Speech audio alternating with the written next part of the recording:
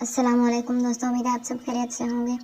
ہم پڑھ رہے ہیں حیات طیبہ اور آج ہمارا ٹاپک ہے بیعت عقبہ اولیٰ اور بیعت عقبہ ثانیہ، جو کہ نبی کریم صلی اللہ علیہ وسلم کی زندگی میں ہوئی۔ مخالفت میں شدت۔ ہر تحریک کی تصحیح کے ساتھ ساتھ مخالفت اور کشمکش بھی بڑھتی ہے، لیکن اسلامی تحریک کی توسیع اپنے ساتھ مخالفت اور کشمکش کا جو طوفان لاتی ہے وہ اس کے علم برداروں کے لیے بہت سخت امتحان ہوتا ہے۔ چنانچہ ایک طرف تو دعوت اسلامی کا تعارف بڑھ رہا تھا اور دوسری طرف داعی حق اور اس کے ساتھیوں کو سخت سے سخت حالات سے گزرنا پڑ رہا تھا۔ قریش کے سرداروں نے یہ طے کر لیا تھا کہ وہ خود حضرت صلی اللہ علیہ وسلم کو اتنا ستائیں کہ بالآخر مجبور ہو کر وہ اسلام کی دعوت سے ہاتھ اٹھا لیں۔ قریش کے بڑے بڑے سردار آپ کے ہمسایہ تھے اور یہی آپ صلی اللہ علیہ وسلم کے سب سے بڑے دشمن تھے۔ یہ لوگ حضرت صلی اللہ علیہ وسلم کے راستے میں کانٹے بچھاتے، نماز پڑھتے وقت ہنسی اڑاتے، آپ صلی اللہ علیہ وسلم سجدے میں ہوتے تو وہ اجڑی لا کر گردن پر ڈال دیتے، گلے میں چادر لپیٹ کر ایسی بے دردی سے کھینچتے کہ گردن مبارک میں بدیاں پڑ جاتے، لڑکوں کو پیچھے لگا دیتے جو گالیاں دیتے اور تالیاں پیٹتے۔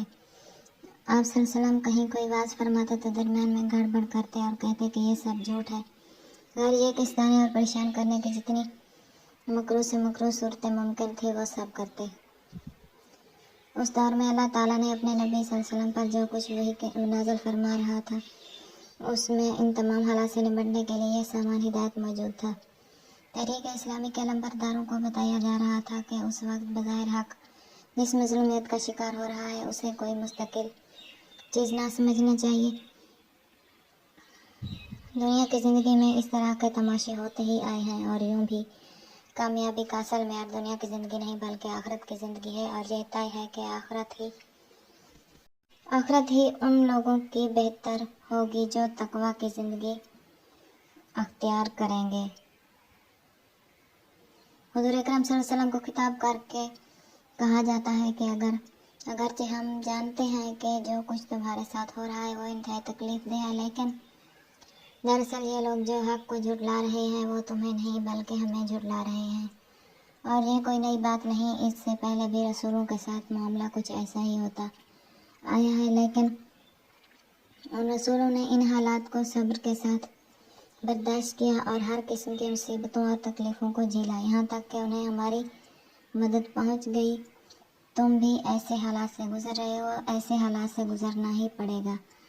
انہیں بار بار مختلف انداز سے سمجھایا جا رہا تھا کہ حق اور باطل کی کشمکش کے لیے اللہ تعالیٰ کا ایک مقررہ قانون ہے جس کو بدل ڈالنا کسی کے بس کی بات نہیں۔ اس قانون کی روح سے یہ لازمی ہے کہ حق پرستوں کو ایک طویل مدت تک آزمایا جائے، ان کے صبر، راست بازی، ایثار، وفاداری، فداکاری اور ایمان کی پختگی کا امتحان لیا جائے اور یہ اندازہ کیا جائے کہ وہ توکل علی اللہ اور ایمان باللہ میں کہاں تک مضبوط ہے۔ اسی کشمکش کے دوران میں ان کے اندر وہ صفات پیدا ہوتی ہیں جو انہیں آگے چل کر اللہ کے دین کا علمبردار بننے میں مدد دیتی ہیں۔ جب یہ لوگ اس امتحان میں اپنے کو اہل ثابت کر دیتے تو پھر اللہ کی مدد ٹھیک اپنے وقت پر آتی ہے، اس سے پہلے وہ کسی کے لائے نہیں آ سکتی۔ بیعت عقبہ اولیٰ 11 نبوی۔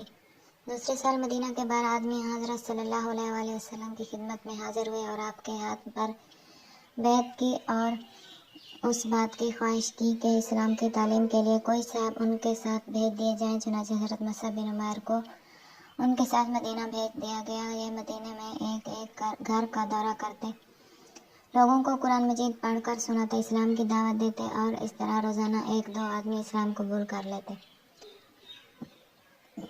رفتہ رفتہ اسلام مدینہ سے باہر بھی پھیلنے لگا۔ قبیلہ اوس کے سردار حضرت سعد بن معاذ نے بھی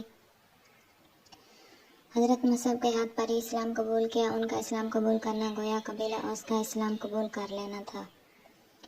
بیعت عقبہ ثانیہ 12 نبوی۔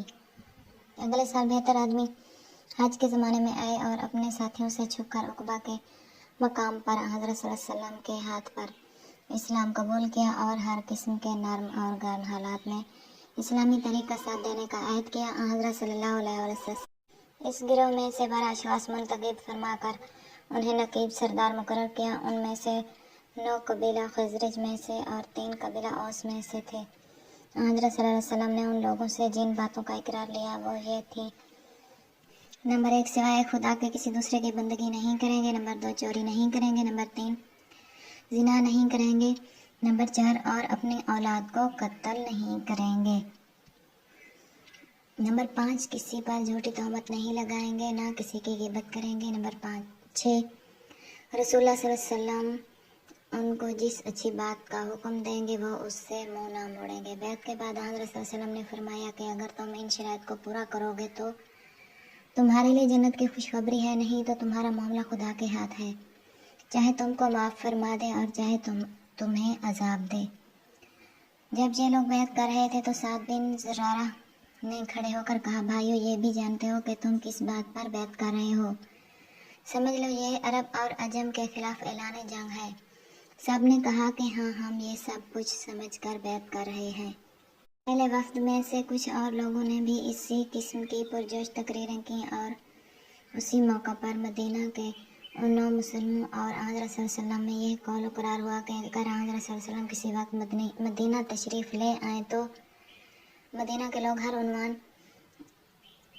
مرتے دم تک ان کا ساتھ دیں گے۔ اسی موقع پر حضرت برا رضی اللہ تعالیٰ عنہ نے کہا تھا: ہم لوگ تلواروں کی گود میں پلے ہیں۔ آج کی ہماری یہ ویڈیو یہاں پر ختم ہوتی ہے۔ ویڈیو پسند آئی تو لائک کر دیں، چینل پر نئے ہیں تو چینل کو سبسکرائب کر دیں تاکہ اسلامی کتابوں کی ویڈیوز آپ تک پہنچتی رہیں۔ ہم اپنی اگلی ویڈیو کے ساتھ پھر حاضر ہوں گے۔ اللہ حافظ۔